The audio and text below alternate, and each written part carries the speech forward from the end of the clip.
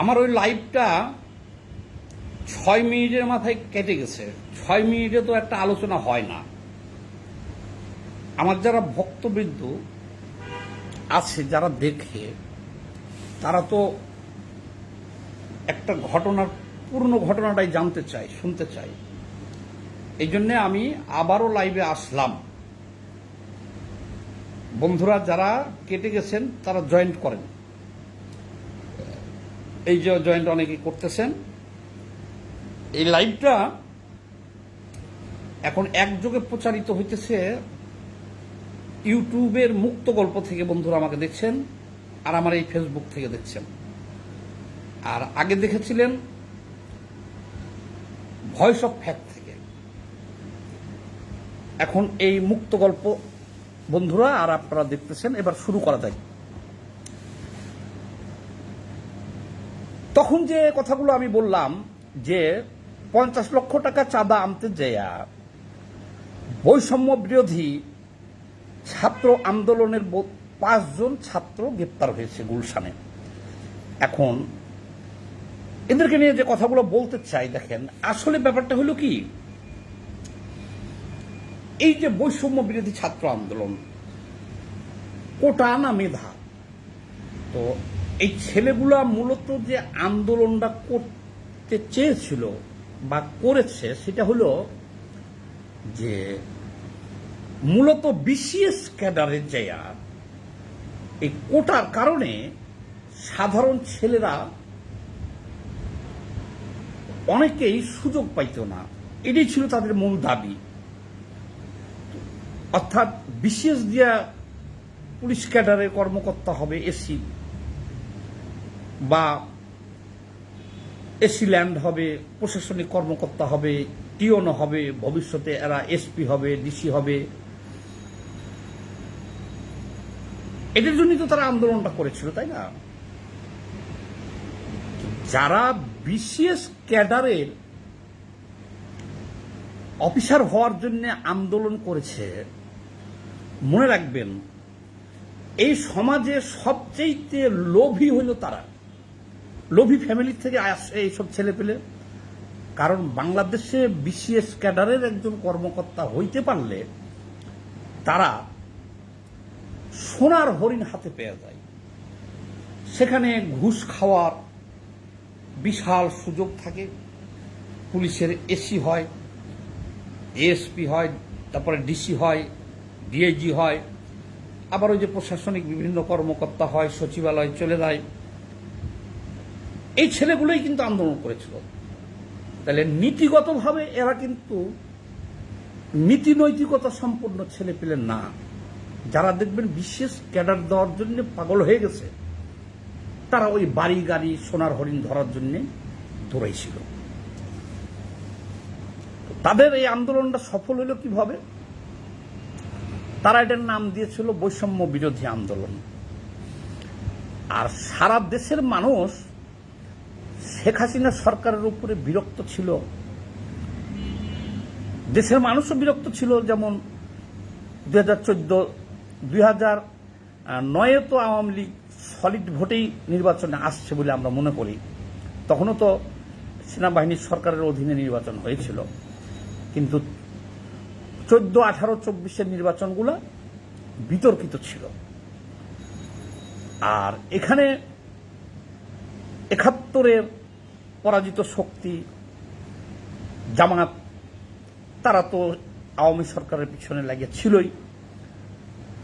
আর বাকি বিএনপি সহ আরো যে সমস্ত গণতান্ত্রিক আন্দোলনের লোকগুলো ছিল, দলগুলো ছিল, সবাই ছাত্রদের পিছনে এসে দাঁড়ায়। দাঁড়ানোর কারণে ছাত্ররা এই আন্দোলনটা আর বৈষম্য বিরোধী আন্দোলন থাকে না। এটা একটা মেটিকুলাস ডিজাইনের মধ্যে চলে যায় আন্দোলনটা, এবং সরাসরি সরকারকে উৎখাত করা হয়। তো এটা নিয়ে অনেক আলোচনা এখন চলছে। আমরা তো কারো পক্ষে বিপক্ষে বলছি না, আমার কাজ হলো বিশ্লেষণ করা। যেমন অনেকে বলছে যে $50 মিলিয়ন আমেরিকা দিছিল এই মেটিকুলাস ডিজাইনের অংশ হিসেবে। শেখ হাসিনা সরকারকে উৎখাত করার জন্য। এটা এখন সবার মুখে মুখে বলতেছে। অনেকে বলতেছে 7.62 যে অস্ত্রটা ব্যবহার করা হয়েছে, ছাত্র যে মারা গেছে এত, তো এখানে মেজর জেনারেল অবসরপ্রাপ্ত সাখাওয়াত সাহেব বলেছিলেন, উনি স্বরাষ্ট্র উপদেষ্টা ছিলেন, উনি তো আবার আর্মির ব্রিগেডিয়ার জেনারেল ছিলেন। উনি প্রথম বলেছিল যে গুলিতে ছাত্ররা মারা গেছে এটা তো পুলিশ ব্যবহার করে না, এমনকি সেনাবাহিনীও ব্যবহার করে না এই যুদ্ধ ছাড়া। এগুলো আসলো কোথা থেকে? এখন অনেকেই বলতেছে এই অস্ত্রগুলা পাকিস্তান থেকে আসছিল এবং মেটিকুলাস ডিজাইনের অংশ হিসাবে এটা ব্যবহৃত হয়েছে। আচ্ছা, এখন যে আলোচনাটা আজকে করব, আমি আগেই বলে দিলাম যে এই যে বৈষম্যের বিরুদ্ধে যে আন্দোলন করতেছিল এই ছাত্ররা, এরা কিন্তু লোভী। এরা যদি একজন এসপি হইতে পারতো, এএসপি হইতে পারতো, এসি ল্যান্ড হইতে পারতো, টিওন হইতে পারতো, তাহলে তো তারা ওই শেখ হাসিনার নির্দেশেই এই পুলিশ যেভাবে পিটেইছে আমাগো, তারাও কিন্তু পিটেইত। তারাও সোনার হরিণ ধরার জন্য আন্দোলন করছে। কাজে তাদেরকে ফেরেস্তা মনে করার কোনো কিছু নাই। তারা বৈষম্য বিরোধী আন্দোলন করছে, সেই সব ছাত্ররা সব হইল ফেরেস্তা। এখন তারা কেমন ফেরেস্তা এটা তো এখন আমরা দেখতেই পেতেছি। বাংলাদেশের এই মেধাবী সন্তানদের এই একটা জেনারেশনকে পুরো নষ্ট করে দিল। খুলে দে মা ঝাঁপি, লুটে পুটে খাই। ডক্টর ইউনূস আসার পরে উনি তো মুরব্বী, ওনার তো বলা উচিত ছিল যে তোমরা ছাত্ররা পড়ার টেবিলে ফিরে যাও, এখানে আর কোনো বৈষম্য হবে না, মেধার ভিত্তিতেই তোমরা সব চাকরি পাইবা, তোমাদের দাবি তো শেখ হাসিনা সরকারই মাইনে গেছে, আমরা এটাকে কন্টিনিউ করে দিলাম। তা না করে উনি ঘোষণা দিলেন যে এই ছাত্ররা হলো আমার নিয়োগকর্তা, এবং ছাত্রদের মধ্যে থেকে 3 জনকে মন্ত্রী করা তো হইলই, এতেও সমস্যা ছিল না। উপদেষ্টা করলো, কোনো সমস্যা ছিল না। প্রতিটা মন্ত্রণালয়ে ছাত্র প্রতিনিধি দিয়ে দেওয়া হলো। এটা কি আপনারা জানেন? এখন সচিবালয়ে সচিবরা তো কাজ করতে পারে না, কারণ সব মন্ত্রণালয়ে ছাত্র প্রতিনিধি দিয়ে দেওয়া হয়েছে। তো এই ছাত্র প্রতিনিধিরা সব এখন নিয়ন্ত্রণ করতেছে বদলি, নিয়োগ বাণিজ্য, বদলি বাণিজ্য, ঘুষ বাণিজ্য, কে কোথায়। প্রতিটা ফাইলের পিছনে পিছনে এখন ছাত্ররা। এছাড়াও আমরা এতদিন পর্যন্ত আমাদের কাছে বিস্তর তথ্য আছে।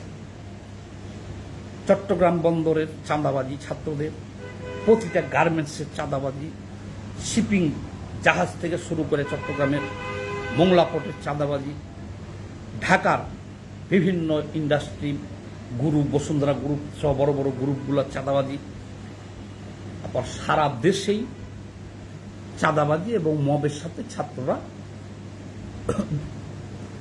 আমার সাথে এখন যোগ দিতে চাইতেছে শাহিন ফাহিম। আচ্ছা দেখি, আমি আপনাকে কানেক্ট করার চেষ্টা করতেছি। এই যে যোগ করছি, এখন দেখা যাক। কমরেড কেন্দ্রীয় কমিটির অন্যতম সদস্য, আপনাকে আমি অলরেডি যোগ করেছি, কিন্তু এখানে লেখা দেখাচ্ছে যে যোগ করা হচ্ছে। তো দেখা যাক আপনি যোগ দিতে পারেন কিনা। এখানে লেখা উঠে রয়েছে যে যোগ করা হচ্ছে, ওনারা একটু সময় নিতেছে। আচ্ছা, হয়তো কিছুক্ষণের মধ্যে শাহিন ফাহিম, কমরেড শাহিন ফাহিম আমাদের সাথে যোগ দিতে পারবে।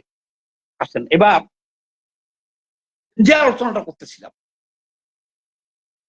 ছাত্রদেরকে পড়ার টেবিলে ফিরিয়ে না দিয়া, এই যে ছেলেটা এই যে 5 জন গ্রেপ্তার হয়েছে গত বছর কালকে, এক প্রবাসীর বাসার থেকে 10 লাখ টাকা একবার নিয়ে এসেছে চাঁদা। আবারও 40 লাখ টাকা আনার জন্য গেছে, পুলিশের হাতে তারা গ্রেপ্তার হয়েছে। কি ব্যাপার?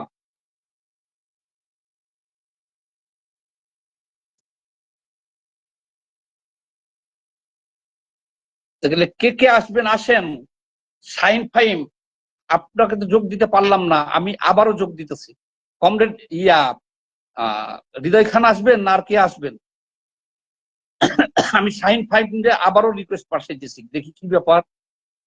এই যে আমন্ত্রণ জানাইছি, দিছি আমন্ত্রণ। কমরেড শাহিন আপনি অ্যাড করবেন।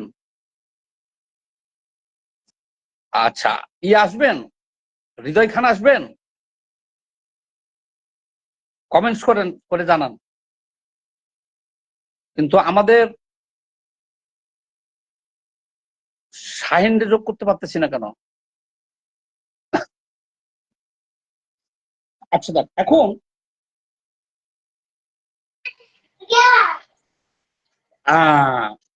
কমরেড শাহিন সম্ভবত আমার সাথে কানেক্ট হয়েছেন এখন, কিন্তু আপনাকে আমি দেখতে পাইতেছি না।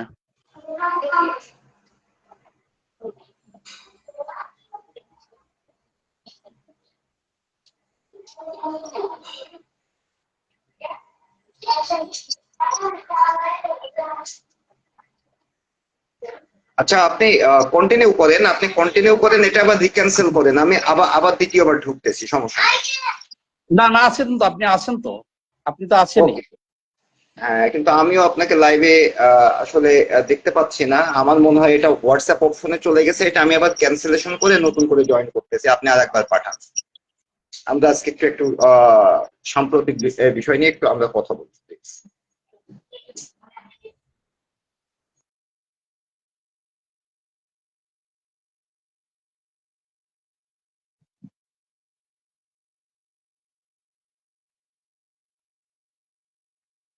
আবার পাঠাইছি আপনাকে।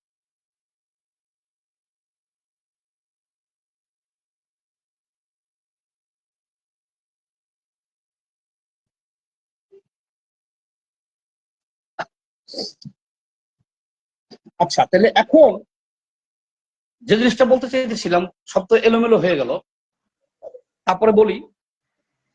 হ্যাঁ, কমরেড সাইন ফাইম কথা বলেন আপনি। হ্যাঁ, না ঠিক আছে কমরেড, আপনি শুরু করেন, আমি আছি, আমি কিছুক্ষণ পরে কথা বলবো, আপনি শুরু করেন।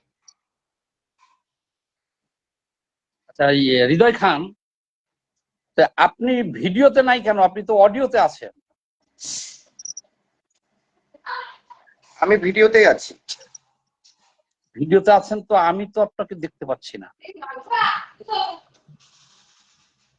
আমি অবশ্য আপনাকে দেখতে পাচ্ছি না, এটা লাইভ চ্যাট চলতেছে, লাইভ স্ট্রিমিং চলতেছে, সেটাও দেখাচ্ছে, কিন্তু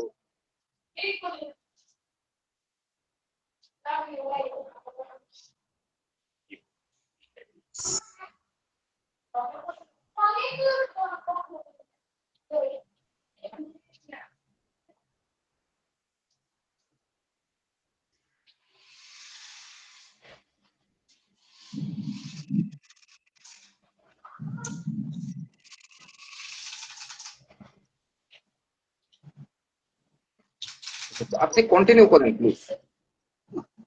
আচ্ছা দেখ, এখন যে বিষয়টা আলোচনা করতেছিলাম, তাহলে এখন এই যে ছাত্র, এই ছাত্রদেরকে তো উচিত ছিল ডক্টর মোহাম্মদ ইউনূস আসার পরে উচিত ছিল যে তোমরা যার যার লেখাপড়াতে তোমরা ফিরে যাও। কিন্তু দেখেন, পুরো একটা জেনারেশনের এই ছাত্রগুলোকে, এদের বিরুদ্ধে চাঁদাবাজির অভিযোগ, মবের অভিযোগ, 1 বছর ধরে, মানে সরকারের মনোভাবটা এইরকম যে ছাত্রদের শক্তিটাকে ব্যবহার করে মিলে একসাথে দেশটা আমরা লুটে পুটে খাই। ডক্টর ইউনূস ক্ষমতায় থাকার পরে উনি যা খুশি তাই করবে, যাতে ছাত্ররা প্রতিবাদ না করে। আর ছাত্রদেরকে নিয়োগ দিয়ে দিচ্ছে সব মন্ত্রণালয়ে। এই যে ছেলেটা টাকা আনতে দিয়ে ধরা খাইলো, 10 লাখ আনছিল আর 40 লাখ আনতে দিয়ে ধরা খাইলো, তাকে দেওয়া হয়েছিল স্বরাষ্ট্র মন্ত্রণালয়ে পুলিশ সংস্কার ও শৃঙ্খলা কমিটির সদস্য। এটাই যতদূর জানি অনার্স ফার্স্ট ইয়ারের পর। অনার্স ফার্স্ট ইয়ারের এই ছেলেগুলা এরা কিভাবে সংস্কারের কি বুঝে তারা বলেন? এখন এমন একটা পরিবেশ পরিস্থিতি হয়েছে যে সারা দেশে, আবার সরকারের অন্য একটা প্ল্যান এখানে ছিল, যে প্ল্যানটা হলো কি ছাত্রদেরকে দিয়ে একটা দল গঠন করাইছে এনসিপি, সারা দেশে এদেরকে আর্মি দিয়া পুলিশ দিয়া নিরাপত্তা দেওয়া হইতেছে।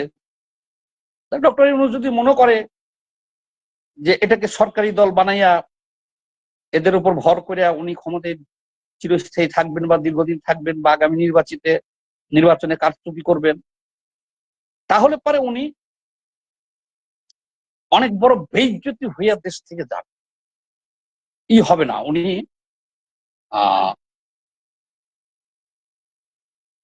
সম্মানের সাথে উনি বিদায় নিতে পারবে না।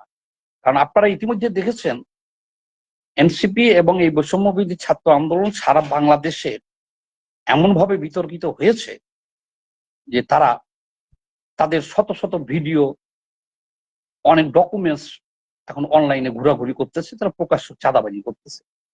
কাজেই ডক্টর ইউনূস যদি সম্মানের সাথে, যেমন 9/11-এর সময় সেনাবাহিনীরা আমেরিকা চলে যেতে পারছিল আওয়ামী লীগকে ক্ষমতায় আওয়ামী লীগ জিতার পরে, সেরকম যদি ডক্টর ইউনূস দ্রুত একটা নির্বাচন দিয়া গণতান্ত্রিক সরকার যে জিতুক, সেই সরকারকে ক্ষমতাটা বুঝাই দিয়া সুন্দরভাবে চলে যায়, তাহলে তারা সম্মানের সাথে যাইতে পারবে। এছাড়া পালায়েও যেতে পারবে না। পলাইয়া যাওয়ার রাস্তায় সরকারের বন্ধ হয়ে গেছে অলরেডি। যাই হোক, এই লাইভটা দীর্ঘায়িত করলাম না। আর কমরেড শাহীন, আমি আপনার সাথে পরে আলাপ করতেছি, আবার ওই যে কমরেড হৃদয়ের সাথে আলাপ করে দেখি যে আমি আপনার অ্যাড দিলে পারে আসতেছে না কেন। এই যে স্বীকার করলাম, যোগ করলাম, আপনারা তো যোগ করছি আমি, দেখি তো আসতে পারেন নাকি, দেখা যাক। কমরেড শাহীন ফাহিমকে যোগ করেছি, এখানে লেখা উঠতেছে কি যোগ করা হচ্ছে। আচ্ছা হোক। আচ্ছা, সম্ভবত আপনি অডিওতে আছেন। হ্যাঁ, আচ্ছা কমরেড শাহীন, আমাকে শুনতে পাচ্ছেন আপনি? জি, আমি আপনাকে শুনতে পাচ্ছি। আচ্ছা, আপনি অডিওতে বলেন, যেহেতু ভিডিওতে ফাংশনটা বুঝতেছি না। বলেন, এই যে 5 জন ছাত্র গতকালকে গ্রেপ্তার হলো, 10 লাখ টাকা চাঁদা এর আগে একবার ওই প্রবাসীর বাসা থেকে নিয়ে আসছিল, তারপরে আবারও 40 লাখ টাকা আনতে দিয়ে তার ধরা খাইছে। এই ব্যাপারে আমি আলোচনাটা করলাম। তো এ ব্যাপারে আমি আলোচনাটা করলাম। আপনি কি আমাকে শুনতে পাচ্ছেন?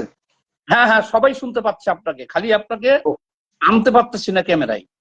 না, it's okay, no problem at all. আসলে আজকের আপনার লাইভের বিষয়টা ছিল অত্যন্ত জনগুরুত্বপূর্ণ বিষয়। আপনি সবসময় অত্যন্ত জনগুরুত্বপূর্ণ বিষয়গুলো নিয়ে আপনি লাইভ করে থাকেন, এই জন্য আপনাকে বিপ্লবী শুভেচ্ছা এবং রক্তিম অভিনন্দন জানাচ্ছি। আর আসলে এই বিষয়গুলা এখন এমন ভাবে মিডিয়াতে চলে আসছে, এটা এদের কাছে মনে হচ্ছে যে খুব সাধারণ, কিন্তু আসলে যে এটা কত বড় একটা স্পর্শকাতর বিষয়। একই দল কেউ যখন দেখা যাচ্ছে যে চাঁদা নিচ্ছে, সেটাকে বলছে আপনার হাদিয়া, আবার কেউ চাঁদা নিলে তাকে বলছে চাঁদাবাজ, আবার কেউ চাঁদা নিলে বলতেছে যে এটা হচ্ছে তাদের গিফট করতেছে। তো এটা সরকারের পৃষ্ঠপোষকতায় এই যে ছেলেটা সম্ভবত ধরা খেয়েছে, আমি যতটুকু জানি উনি ঢাকা মহানগর কমিটিতে ছিল এবং উনি একজন সমন্বয়ক ছিল। এটা অত্যন্ত দেখা যাচ্ছে যে স্পর্শকাতর একটা বিষয় যে এই ছেলেটাকে স্বরাষ্ট্র মন্ত্রণালয়ের মতো একটা অত্যন্ত জনগুরুত্ব সম্পন্ন একটা মন্ত্রণালয়ের আহ ছাত্র প্রতিনিধি হিসেবে রাখা হয়েছিল এবং পুলিশ কমিশন সংস্কার কমিশনের সেখানে সদস্য হিসেবে রাখা হয়েছিল। কিন্তু এখন শস্যের মধ্যে যদি ভূত থাকে তাহলে কেমনে মানে ভূতটা যাবে? আমার কথা হচ্ছে যে এই যে বৈষম্য বিরোধী তো আসলে এরা আলাদা কিছু না। এই বৈষম্য বিরোধী ছিল এদেশের শুধুমাত্র আওয়ামী লীগ ব্যতীত মেজরিটি জনগণ এবং প্রতিটা রাজনৈতিক দল ওই সময় যেভাবে কাজ করছে, বিশেষ করে কমরেড আমি তো সাক্ষী, আপনি যেভাবে কাজ করেছেন, আমরাও যেভাবে কাজ করেছি, সবাই দেখা যাচ্ছে চেয়েছিল যে আসলে মানুষ তার অত্যাচার, অবিচার, অনাচার থেকে মানুষ মুক্তি পাক। এই ছাত্ররা যখন অনেকটা ব্যর্থই হয়ে যাচ্ছিল সেই সময় কিন্তু অভিভাবক প্রতিনিধি সহ কৃষক, শ্রমিক, সর্বহারা শ্রেণীর প্রতিনিধি সহ সমাজের সকল স্তরের মানুষ তাদেরকে সার্বিক সহযোগিতা করছিল। এখন তারা বলে আমরা বিপ্লবের stakeholder. How it possible? এটা তো আসলে কোনটা বিপ্লব আর কোনটা দেখা যাচ্ছে গণ অভ্যুত্থান আর কোনটা হুজুগে অভ্যুত্থান, এটাই তো এরা বোঝে না। এটা তারা একটা মানে বিপ্লবের পর্যায়ে যদি তখন থাকতো, যখন এই তথাকথিত প্রচলিত আইন এবং আইন কাঠামোর মধ্য থেকে যদি তারা কোনোভাবে শপথ না নিত এবং তারা বিপ্লবী সরকার গঠন করতো, তাহলে তারা এটা একটা বিপ্লবী সরকারের পর্যায়ে থাকতো। এদের শুরুতেই ভুল আর শুরুতেই এদের প্যাস। এদের ভুল হচ্ছে তারা দেখা যাচ্ছে যে অনেক মনে করছে যে হ্যাঁ আমরা, আমাদের সাথে আসিফ নজরুল আছে, আমাদের সাথে আরো অনেকেই আছে, আমরা অনেক ভালো বুঝি দেশের প্রচলিত আইন কানুন, এবং দেখা যাচ্ছে তারা যেভাবে করবে, তারা মব ক্রিয়েট করবে, এগুলা দেখা যাচ্ছে আইন দ্বারা বৈধ। কিন্তু আসলে এটা মানে এখন একটা জগা খিচুড়ি অবস্থাতে চলে গেছে দেশটা। আমরা 2007-এ একটা তত্ত্বাবধায়ক সরকার দেখছিলাম, যেটা ডক্টর ইয়াজউদ্দিন আহমেদ, তৎকালীন প্রেসিডেন্ট ইয়াজউদ্দিন আহমেদের নেতৃত্বে একটা তত্ত্বাবধায়ক সরকার দেখছিলাম। ওই সরকারেরও ন্যূনতম একটা মান সম্মান ছিল, কারণ তারা 11 দিন পদত্যাগ করছিল। তাদের পদত্যাগ করার পেছনে অন্যতম কারণ ছিল যে তারা পাচ্ছিল না। কিন্তু এরা পারেও না, এরা পথও ছাড়ে না, এরা আসলে কোন পথে নিয়ে যাচ্ছে আমাদেরকে?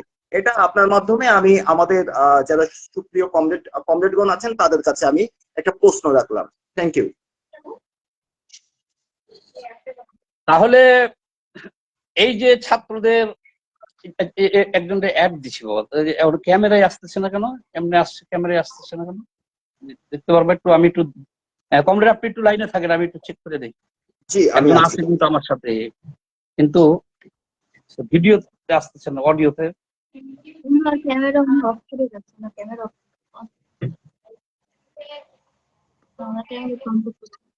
ইয়া কমরেড, আপনার ক্যামেরাটা অন করেন, আপনার ক্যামেরা তো অফ আছে। বাড়ে গেছে না? আচ্ছা যাক, শেষ করি। আচ্ছা যাক, সুন্দর আলোচনা। আজকের আলোচনাটা কারিগরি ত্রুটির কারণে পরিপূর্ণ হয় নাই। তো আমি বারবার বিশিষ্ট কমিউনিস্ট নেতা, বাংলাদেশের কমিউনিস্ট পার্টির কেন্দ্রীয় কমিটির সদস্য, এবং উনি আরো অনেক সংগঠনের সাথে জড়িত, তার কাছ থেকে এই মূল্যবান কথাগুলো শুনতেছিলাম। তো কমরেড, আপনার ক্যামেরাটা কি ওপেন আছে? জি, আমার ক্যামেরা ওপেন আছে, আমার ক্যামেরা আমাকে শো করছে। এই বেটা দেখো তো, এটা মনে হয় এই যে ক্যামেরাটা, আমার ক্যামেরাটা কি সমস্যা? আমার সাথে কিন্তু একজন যোগ আছে, কিন্তু এই যে ক্যামেরায় দিলে তো ক্যামেরায় ভিডিওতে আসতেছে না।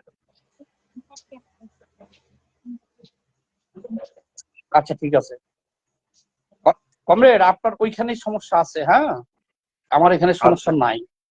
আচ্ছা দেখ, এখন তো ঠিক আছে কমরেড, তাহলে কি আজকে আমরা লাইভটা শেষ করে দিই না? Okay please. সবাই ভালো থাকেন। এখন দেখি তো কে কি কমেন্টস করছে, এগুলো একটু দেখি।